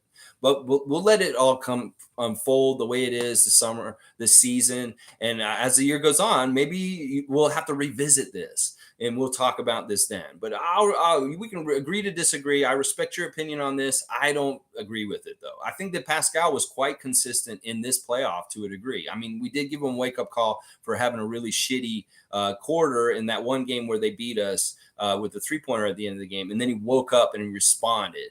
And he had some huge games to close out the series with the Sixers, even though we lost. But yeah, I don't know. I can't say that. I can't say that he's an overall better player because in some ways I think that Pascal's a better passer. And then also he's a better unstoppable scorer. Like, I think that Jason Tatum, you can tie him up a little bit better than Pascal. Pascal is a little bit harder to stop than Jason Tatum in some ways. So it's just differences of opinion and it's, different kinds of things and stuff like that. Tom Duke's saying high chances of Scotty hugging Maxey during their announcing. Well, I don't think they're actually going to be together, Tom. They're going to have Maxey at game 1 and then Scotty at game 3. So I don't think they're actually going to be in the vicinity of each other. And that may be to protect Tyrese Maxey from unwanted hugs. So I don't know. But I think they're doing different games. They're separated and stuff like that. So Lolita's saying, so proud of Scotty. The way he plays and just being here in Toronto at his off months like a proud grandma. Go Raptors. Lolita is an unofficial grandma to Scotty Barnes. Now, we are declaring this right now that Lolita is an unofficial proud grandma to Scotty Barnes, her own words. And yeah, I'm really happy that he came here. It's like we're watching him on Twitch in Florida, and then I was like, we're talking to him. It's like everybody kept asking him, "Are you in Toronto? Are you in Toronto?" And maybe he saw that. He's like, maybe I should be in Toronto. And he got on a plane. He came to Toronto on Sunday, and he's been here all week. I don't know. He may have gotten on another plane and left and gone somewhere else since, but that he's definitely been in Toronto this week, and that is fantastic. And it is kind of the kind of thing. It's like maybe he's like, all right, I worked with some of my personal coaches in Miami for the last month, but now I'm back here in Toronto and I'm working with the Raptors staff. I got Jim Sand, I've got all these other guys, the Raptors. They're coming in, they're helping me with my mechanics on my shot, and I'm getting work done inside the organization in the top-notch OVO center and everything about it. Yeah, I like that he is here too, and that he came back. And plus, I like it because he's getting summer weather finally here. He can see the difference in the weather here in Toronto at different times, and not just see the the winter that we got. He needed to come here and see when it's nice here and understand that this city is badass in the summer. So Monique saying, I hated Wiggins for not showing up in the past for Team Canada. He was a bum then to me. Yeah, I can understand that too. But he did show up in the last cycle and he did play his heart out. And it is very public that he wants to play on the team for the Olympics in 2024. It's just that he couldn't commit to the 3 summers right now. And Nick told him and said, well, if you're not going to commit now, you're going to have to try out and make the team later and hope that somebody falls out or somebody can't play. And then you have to try out to make their spot and stuff like that. So there's still a good chance that Andrew Wiggins will play for Team Canada in the Olympics in 2024. Now, first we got to qualify. That's for like first thing we got to do first. But yeah, I was mad at him for a while because it seemed like he was ducking and dodging any kind of Team Canada duties, but he's definitely not. He's definitely with playing for Canada internationally and stuff like that. It's just that it didn't work with this cycle. He couldn't commit for sure and stuff like that. So Death 4K saying people who say Tatum is clearly better than Siakam are stupid.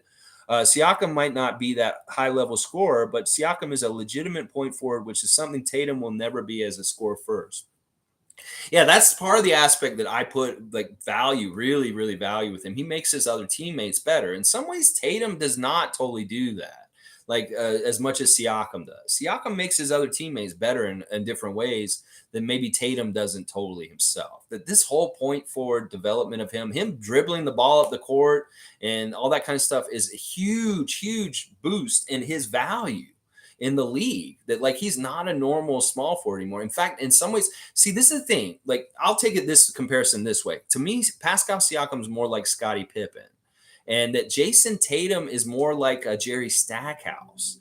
Do you kind of get what I'm saying here? Or is like something like that? It's like Pippen is way more all around. And whereas like, Tatum's more like a guard, forward, slasher, but he doesn't have some of the aspects to his game that Pascal has and stuff like that. And some of it's defensive stuff too. Like I think that Pascal's a better defender than Jason Tatum. That he's just better down low, longer. He's stuff like that. So we got to count everything into it. If you're just solely looking at offensive skills, then a lot of people will say, yeah, Jason Tatum's just better. But you got to take the whole package. And Pascal really is an all-around player. Like in some ways, he's the closest thing to Scottie Pippen in this league right now is Pascal Siakam. So let's see. G saying Pascal Siakam's playoff stats this year: 22.8 points. 8.5 rebounds and 5.8 assists. That is all around badassery right there. That is all around badassery. And David is confirming what I said earlier about OG. He only played 48 games this year. Yeah, that's a big chunk of the year to miss. And think about that. If we had him more of the season, I think our record would have been better and we would have had home court advantage. That if we had not missed OG with that hip pointer, that was the hip pointer in the middle of the season. His side was so bruised he couldn't play for and it was mysterious because he was gone for like a month. And that was annoying. And it was in a stretch run where we really could have used him.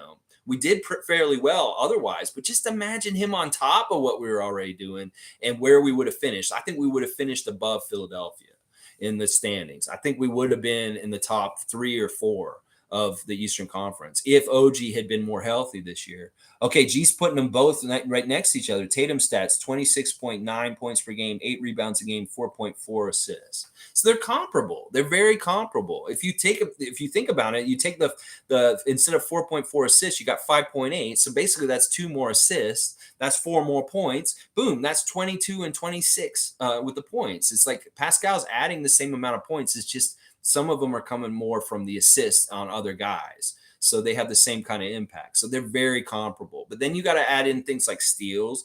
You got to add in like the block shots, and then clutch factor. Like how good are they at the free throw line and stuff like that. I think they're very equal. Honestly, I think they're very equal, and they're very close. And it's maybe just a difference of opinion and stuff like that. So Death saying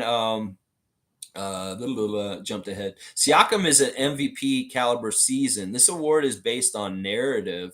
Oh wait, hang on. I jumped. That's ahead of where it was. Wait, Siakam is also just as talented, being a two-way versatile player who has become elite in the isolation if he gets superstar calls. Remember, he could be averaging 26 to 30 like the other guys around the NBA. Yes, and also thank you, Alexi. Nice to see you as well. Been a depressing month. Raptors lost, Celtics won. Yeah. This has not been fun. I've been hoping and praying somebody will knock the Celtics out at every level of the playoffs, and it just hasn't happened. I was happy to see them sweep the Nets, but I really was hoping that either Milwaukee or Miami could have beaten them, and they did not get the job done. And I think what your point in the up above part, Death, is really important. There's an inflation of Jason Tatum's stats to a degree compared to Pascal because he does get the benefit of calls much more than Pascal does. And you got to wonder how many more free throws per game Pascal would shoot if he was a designated NBA golden boy, like he should be. And how much his average would be higher just from getting a couple of more consideration for free throws and stuff like that. Because there is definitely truth that Pascal gets shafted as far as with the calls and the contact. And every time he yells "and one," and where they're just running back up the court and he got a 2-pointer, he's not getting the extra shot. How many points are shaved from Pascal's game just because of that kind of, not getting help from the refs? That Jason Tatum is damn for sure getting it. He's getting extra free throws that are given to him by the refs, and that inflates his averages in itself and stuff like that. And yeah, it's been a depressing month, but there's so many good things happening too. And Raptors world is not on fire like other NBA nations are right now, like the Lakers and the Nets and the Suns. And there's all kinds of different teams that are on fire, like dumpster firing right now. And we're not. Everything's fine, and we're cruising towards good things and everything good. Monique saying, I'm happy GP2 905 favorite. He won the Bob Lanier Assist Award. Rest in peace, Bob Lanier, who just passed in the last month or so. A great legend in the NBA. And cool that Gary Payton II won his award. It's too bad he's hurt. He's not going to be playing tonight. It was like, honestly, he's a great boost for the Warriors team. And we are stupid to let him go in some ways. I'm almost like, what the fuck? We had him in our system, and we let Gary Payton II go, and he's on the Warriors now. If he was still on the Raptors, oh my gosh, he would be somebody who could really help us. G saying Pascal put up these numbers without as many free throws too. Yeah, that getting back to the point we were just making. Death 4K saying Siakam is an MVP caliber season. This award is based on narrative, can also compete for a championship with 8th team. I think this year's Siakam took a massive step forward in terms of mid-range. Yeah, I could see that. Like his mid-range got a whole lot better. He wasn't trying to force himself going to the basket so much because a lot of what he was doing in the years past was really forcing himself to get the basket and getting double teamed and taking so much contact and just looking ugly with his layups just missing and stuff. The fact that he stopped short a lot and just stopped and took a really quick shot in the mid-range more this season was really helping. And also the more he flashed the 3-point shot and made it, like Nick Nurse kept saying, the stat is if Pascal makes three-pointers in a game, we're winning. That like the statistics don't lie. When Pascal is hitting his 3-point shot, we win the game. Like he hits 3-pointers in a game, we win. And that's why he's going to try and make his 3-point shot much better this year so that we can consistently count on him to be a dead eye from there. They won't be able to lay off him like they did at times this season. They'll have to come out and respect his 3-point range. And then boom, that opens up everything for everybody too. It's like, as we want our 3-point shooters to be respected and have to come out to guard. Gary and Fred, yeah, for sure. but we need the other guys too, more and more. And that's Scotty and Precious and Pascal for sure. David's saying, I'm curious to see what happens with Yuta next year. He could be a good piece for us. I hope he can find his way back in the rotation for the Raptors. Me too. He's another one that I'm really rooting for. But once again, he's another guy. There's no guarantees. Like you said earlier, we could waive, Svi. This could happen to Yuta also. And this could be really based on our needs and what we want to do with our roster this season. That there may be a lot of value in switching out the person that Yuta's sitting in their spot, that it could be that we get a really consistent scorer, somebody we can totally depend on. But I'm rooting for him, and I'd love for it to happen with him. But also, on the same token, I've said this in the last couple of weeks, it could be good for Yuta to leave the Raptors at this point in his career.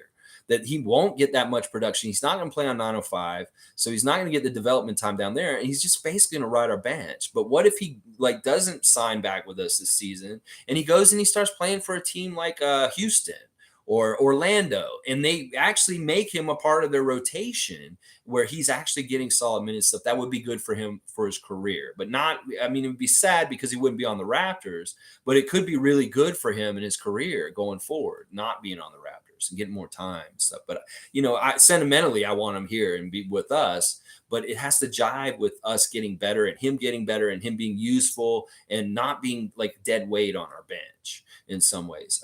Death 4K saying Scotty Barnes as a player is much more talented and promising than Tatum ever was. Scotty can actually be a generational Hall of Fame talent, which is something we have not seen since Luka Doncic. Yeah, I agree. I think that you putting him in the sentence with Luka Doncic is very similar. That there's a certain joy de vivre of basketball. These guys love basketball, and there's something about that somebody really really loves basketball and they're super athletically gifted and talented towards it. That is a deadly combo. And I think you're right. I think that if you're assessing Scotty Barnes, even cold coming into the season before he even played last year, you could see the athletic gifts. You could see that he has a lot of potential. And now that we know more about his personality and who he is, it's like really you can say times 10 on that potential because he has the right kind of makeup as a sound, a good young man who's like a good citizen as far as like he's clear-headed, he's not having distractions, he's very focused. And then also just the drive, the really, really, he wants to win all the time at everything. That kind of Michael Jordan mentality was like, even if it's just shooting baskets in a wastebasket, they'll bet money and they want to win no matter what. I want to beat you just shooting baskets in the wastebasket. Or, do you think I can flip this coin and make it heads or tails that many times? Or I can light this lighter in 3 strikes. All that kind of stuff. They get so competitive about everything. And I feel like Scotty's got that kind of competitive mentality because he was pissed when we lost to Philadelphia. And when I see him lose on Twitch in the video game, he's pissed there too. So it's like this man really wants to win. You couple that drive in with that natural physical talent. Oh, look out. The sky's the limit. And plus he's on the team that's going to give him the wheels on the cart to make him really go and progress and develop fast and stuff like that. So yeah, I love that statement.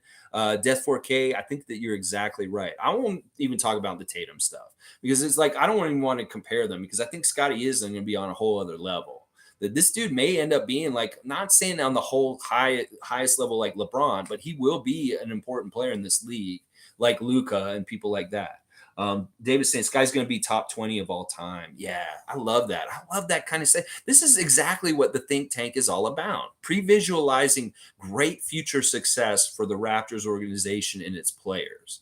And that if Scotty's going to be top 20 of all time, David S is saying this right now, boom, all for it, all for it. And you know what? It can be realized. It's like Pascal listens to Les Brown, the motivational speaker, and he tells him anything is possible. I listened to Les Brown yesterday for an hour and I got inspired myself and like, whoa, I'm motivated now.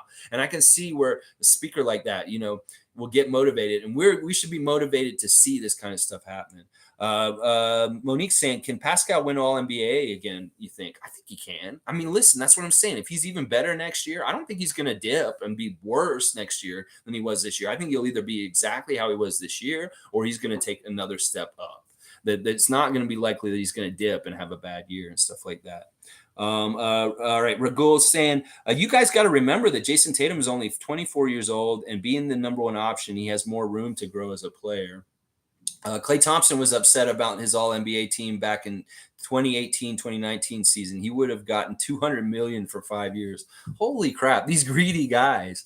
These greedy guys. And sometimes you got to wonder if these all NBA voters are understanding these contracts for these players and whether they're going to get money or not. In some ways, they're like, we want to give Pascal an all NBA because that means it kicks him into a higher like contract bracket and means that the Raptors have to pay him more. In some ways, there's that kind of side to it also. But yeah, I mean, he is young and he has a lot of potential. I just hate the guy, honestly. I don't like the dude. I know you like him, and that's fine. I hate most of the Celtics. The few Celtics that I really do like are Al Horford and Jaylen Brown. The rest of them, I hate most of them. I don't like Marcus Smart either. So, yeah, it's really like personal choice. Like, you can't go wrong in a lot of ways. If you're the average NBA fan, you have to pick between Pascal Siakam and Jason Tatum. There's going to be a lot of people will be on the Tatum camp with you. But some of us Raptor diehards, we really have to be with Pascal. It just goes against our nature. We can't pick him over a green guy. I'm sorry. We just can't.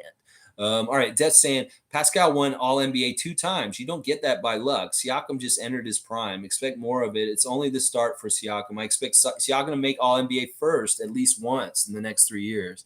Yeah, I'd like to see that too. Once again, pre-visualizing tremendous success for Raptors, individual players, and the team as a whole. Yeah. Listen, his accolades of where he is in his career, he's an NBA champion, and Jason Tatum can't say that yet. And hopefully he won't be able to say that after this final still. And that's a big difference also. And that, Siakam wasn't like a bit player in the championship. He was the second banana. He was a very important part of us winning our championship and stuff. So we can't discount that. In fact, that may be the most important thing to look at, is that he has a ring and stuff like that. And I know that he's a little bit older than Jason. He's had a little bit more time, but still, I mean, this is a really interesting comparison and a versus talk. And I actually enjoying it. I think that it's good that Ragul is here to kind of give an opposite side and kind of have us a little bit of a talking, jousting about this subject and stuff like that. It's pretty good. All right, let's see. Okay, I want to keep going here and get these finished up and then get out of here at a reasonable time.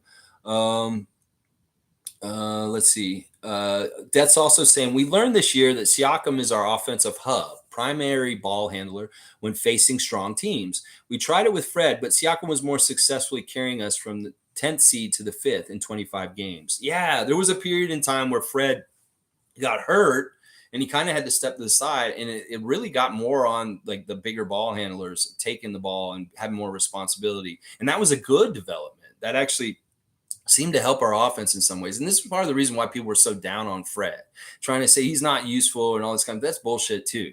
It's just different looks. And that at that time we did get better in some ways when we were doing that dual point forward with him, Scotty and Pascal and stuff like that. So that's all I was saying. OG also put up 20 points per game, went out with that hip injury, was an all-star level player for sure. After injury, Nick stopped overusing him.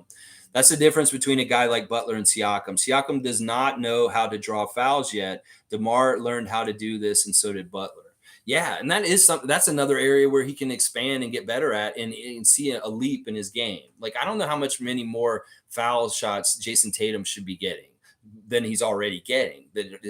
They're equal. But Pascal can maybe cultivate that kind of a thing like DeMar did. Like he's saying that, like, as he gets more and more vet, that's one of the areas he can improve, is being more savvy about drawing fouls and stuff like that. So I definitely agree with that. And then the OG thing about him, when he was playing, there were games where he'd get 30 points. He would be our leading scorer. He was the man. He showed points where he could be our number one and be really important and step up like that. In some ways, he is very similar to Jaylen Brown and his standing next to Pascal on the team with Tatum and Brown. It's a very similar kind of thing with OG. It's just that OG hasn't been consistently healthy in the recent years that we can really see him consistently night in and night out do that. And I want to see that this season. Hopefully, God willing, everything is healthy for him this season. We get a full most of the season out of him with games played.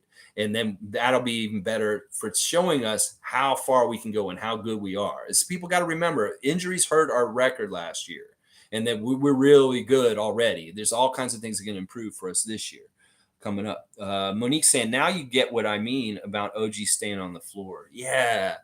Yeah, like he is such an important X factor. He's a glue on our defense. He's a guy who can help clean up a lot of mistakes. If somebody makes a blown coverage, like Gary goes for a steal on the outside, OG's there to try and help right behind him. And that's really important, stuff like that.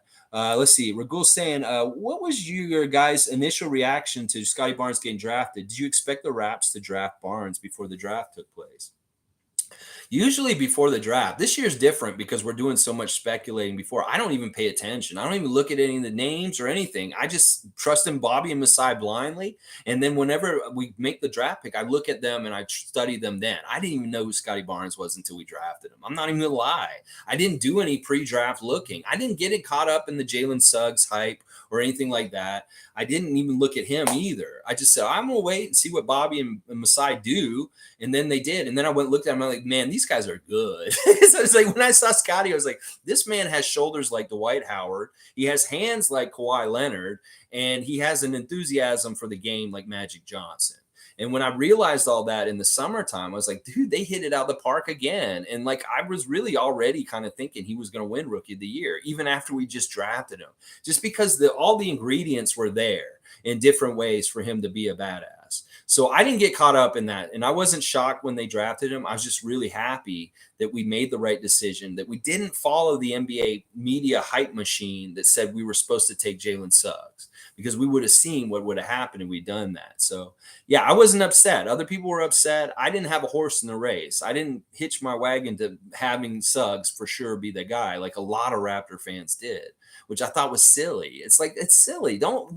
We're not the GM. We're not going to have any investment in making that decision. So don't get invested before the draft. Like if there's any names that you're really like, oh, we have to get Kai Soto. If we don't get Kai Soto, it's a failure. We can't be like that. We just got to trust in Bobby and Masai and know that they're going to make a badass decision like they did with Scotty Barnes last year. It was so awesome. It was so cool. And really, for me, it was doubly awesome because I'm a Florida State Seminole myself. I went to school at Florida State. And so when I saw that Scotty went to my alma mater, I was like, oh, we got a Seminole coming to Toronto? Hell yeah. Because I know Tallahassee and I know that school that Scotty went to for 1 year because that's where I went to school. And Coach Hamilton and the Florida State Seminoles and stuff like that, that's where I went to school. So I knew he was a good kid because that's a great program because I know from the inside.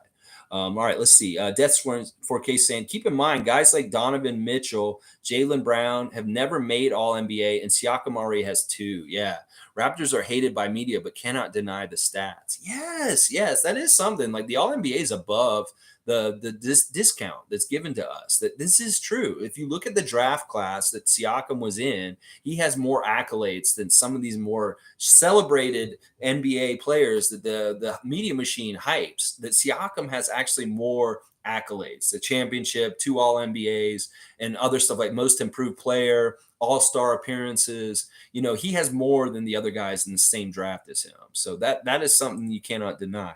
And 24-year-old Tatum, how is he going to improve his athleticism or wingspan? Tatum at best will be a better decision maker or be better in double team passing. He hit his prime early. That's it. Wow.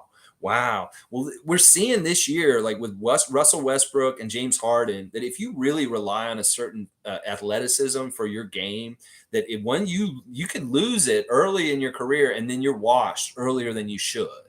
That like these guys may be washed in their early 30s.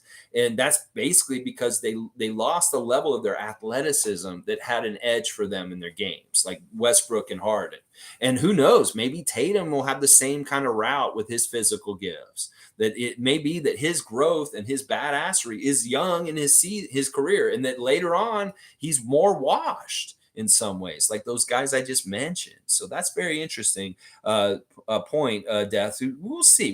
He could be like Siakam and Lowry and other guys that fine tune and get to be more of a savvy vet, somebody that don't rely on their athletic skills so much, but more on their smarts, their experience, and their knowing what to do at veteran plays in specific situations and stuff like that. That is how you get better when you get older. Is you have to get better as a vet and understanding the vet decision making to help your team, like Lowry does. And I think Siakam will be the same way. That if you have the combination of that physical gifts and that physical stuff, and then you're also adjusting as you get older and being smarter and wiser in how you play, boom, you can continue to get better and better. And that's the difference. Is you got to be a cerebral player and not just rely on your physical athletic gifts. So, all right, let's see. Ragul saying after the season ended, I think Barnes has a chance of being a top 10 player in the league in the next 3 years, but I'm not going to lie and say he was going to be a generational when he drafted. Yeah, I mean, it's hard to tell this, and I think you're right. A lot of people are always saying he's going to be an all-star this coming season, that they think he'll get voted to the all-star team, and I think they're right. That if he comes out and he plays really well, he's already got a real star factor. Like there's people around the league that really like Scotty. Like there's fans of people that are fans of Scotty Barnes and not necessarily fans of the Toronto Raptors. They may hate the Raptors, but they may be saying like, "Oh, but I love their rookie. Scotty Barnes is so great, but I fucking hate the Raptors." Those kind of people. There's probably going to be a lot of those kind of people. And that, the golden boy anointment of getting rookie of the year is huge. We saw it with Ben Simmons. He won rookie of the year. And then the next year they put him on the all-star team. So this could very much happen with Scotty this season coming up. And the whole thing about being generational, that may be a little bit too much pressure on him. That maybe is it good enough that if he's just a really high level, like a badass starter, like all-star level, maybe all NBA eventually, but does he have to be absolutely transitional or transcendental, like changing the game like Steph Curry or LeBron James? No. But he could be like somebody that is like a very high level superstar in his years to come and stuff like that. All right, let's see. Ragul's also saying Scotty Barnes was supposed to go 7 or 8 to Oklahoma City or Magic. We got to remember the Raps took the risk and believed in their development to take Scotty. Yeah, that would have been, we would have picked him where we were supposed to pick. That we moved up because of the lottery from like 7 or 8 to number 4. We had that lucky lottery ball.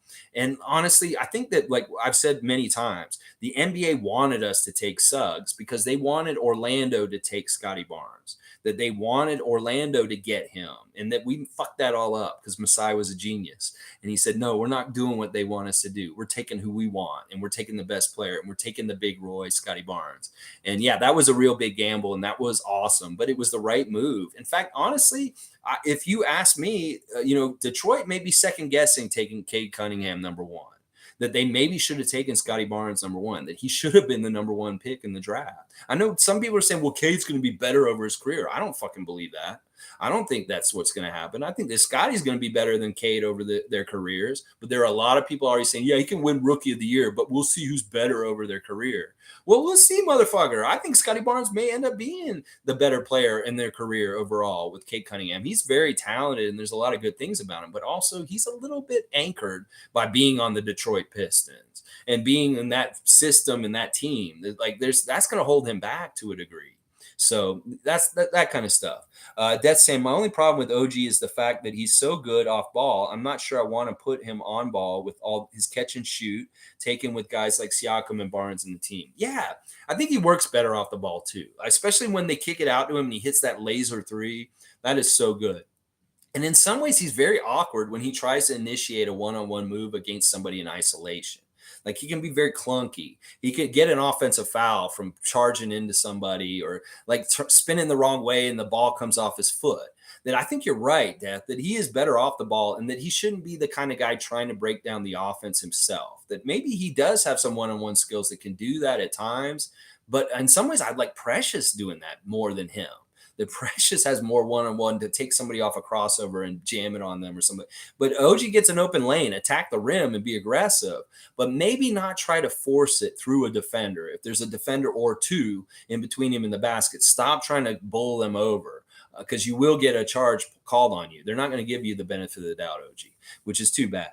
But yeah, I like the fact that he's off the ball and kind of like what I was describing earlier with Fred and Gary. These guys, the guys go into the lane, they kick it out, and boom, he's in the corner, he's on the side, and he hits that 3. It's beautiful.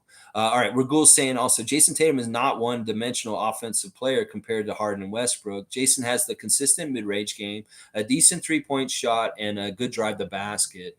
Yeah.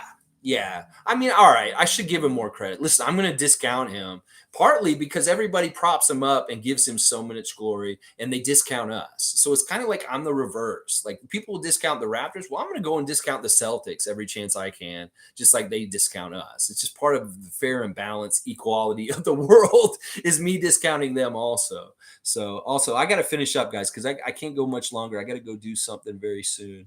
But I'll finish up these last couple comments real quick. I don't think Detroit is second guessing. We got to wait until the third season. Yeah, we'll have to see how it is. But I don't necessarily lean towards like Cade Cunningham being better.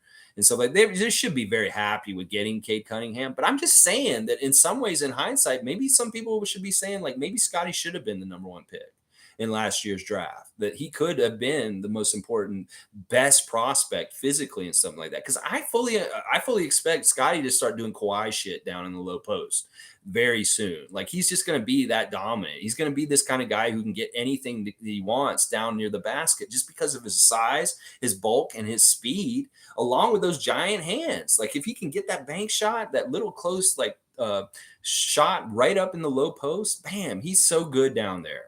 And he can score over really good players too. Like he's able to score on good defenders down there too. So the more he gets more comfortable in the league and the more we call his number and allow him to call, because last year we didn't really call plays for him. We didn't really set up the offense for him. He was just a garbage man. And he was just kind of picking his spots here and there. But if we actually start trying purposefully setting him up in the low post to score, look out. Because that is a part of his game that I know is going to start coming. That low post Kawhi kind of bank shot stuff that he can do.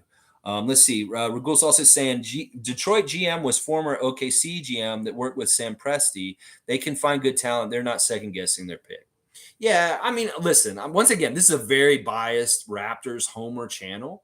I'm gonna be really, really painting us up and pushing us up and stuff like that. You're right. They're very happy with Cade, and he's gonna be a good player too. It's just like if we're gonna compete and we're gonna say who's gonna be better, I'm gonna go with Scotty. I'm gonna say Scotty's gonna be better than Cade. And the funny thing is they're best friends, and on the down low they probably are kind of competing with each other in different ways. And that Scotty got that Roy. He got that Roy. So in some ways he's beating Cade. He got the playoffs before him too, also. So that's kind of the things I'm gauging him with. Just like we're gauging Siakam against Tatum right now. Well, who's won championships? Who's been on All NBA a couple times? Done stuff like this. It's the same thing with Scotty and Cade. Who's won the Rookie of the Year? Who's been in the playoffs already? That's the argument I will put forward to say that Scotty's better, and I'll use it against Evan Mobley also. So, all right, let's see. Two more here real quick. Monique saying the hate for Kyle is ridiculous, bad, but he gave us a chip and still people need to realize the family issues. There's still family issues for Kyle. I didn't know that. I know there were in the middle of the season. Listen, there's no hate from us. In fact, some of the Raptors nation's really like proud of him. Like he's messing up everybody. He's got Celtics nation mad at him, and he's got his own fan nation mad at him, Heat Nation. So it's like, in a way, is Kyle Lowry an undercover agent for the Raptors? It's like going and messing up other Eastern Conference teams, even though he's on one of them. I don't know. I know Kyle's trying really hard, and he's right. This year was a waste because he didn't win a championship. That's the only thing that measures success for him at this point with Miami is the way that they are and their team. They need to win championships or everything else is a failure. And I'm glad he said that. And people will say, well, what the fuck? Why are you saying that? Well, that's how he thinks, and that's how he feels. And there's nothing wrong with that. All right, David S., thank you for watching. Good chat. We'll see everybody tomorrow for the Friday Freakout, 9:30 a.m. Eastern Standard Time. Please like, comment, subscribe. Hit that red subscribe button. It helps me so much. Let's go, Raptors. Woo-hoo-hoo-hoo-hoo.